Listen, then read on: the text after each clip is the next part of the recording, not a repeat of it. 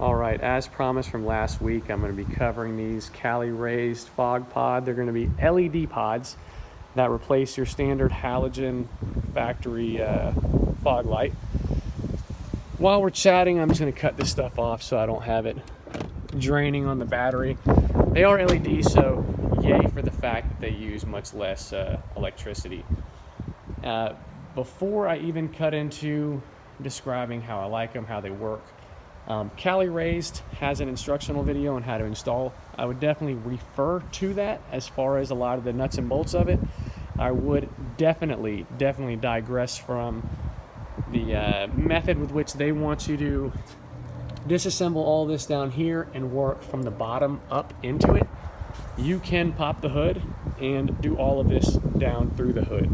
I think I'm quoting them exactly as far as I recall by saying you could not install it through the hood unless you have 5-foot long arms made of rubber. You'll probably find that comment on there, and you can laugh yourself as well when you go ahead and reach down in and install both of these without disassembling all that nonsense there.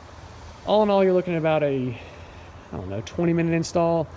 You do have to do a drilling with a 3/8 bit. That video covers it. I'm not going to mess with that anymore.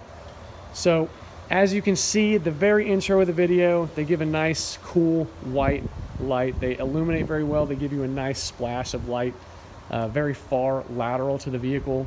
They go out a decent distance. You know, they're not made to punch out like headlights, but they do what they do quite well.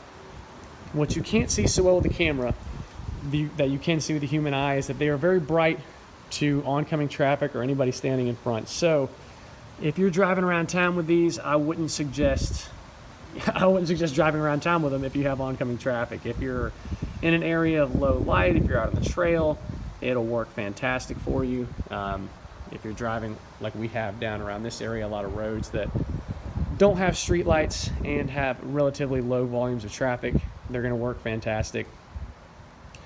They also offer an amber option, which is supposed to be better for dust on trails, better for fog.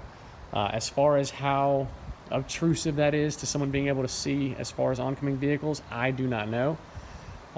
One more pearl that I ran into, or really a pearl that I would make as a suggestion to avoid what I ran into, when I was ordering the lights, they had a suggestion that you could use an adapter or you could use a dual leg adapter. The dual leg allows you to run these still with the brights on, with the headlights on by themselves, because you bypass the truck's wiring preferences and you have direct control via a push button of the fog lights.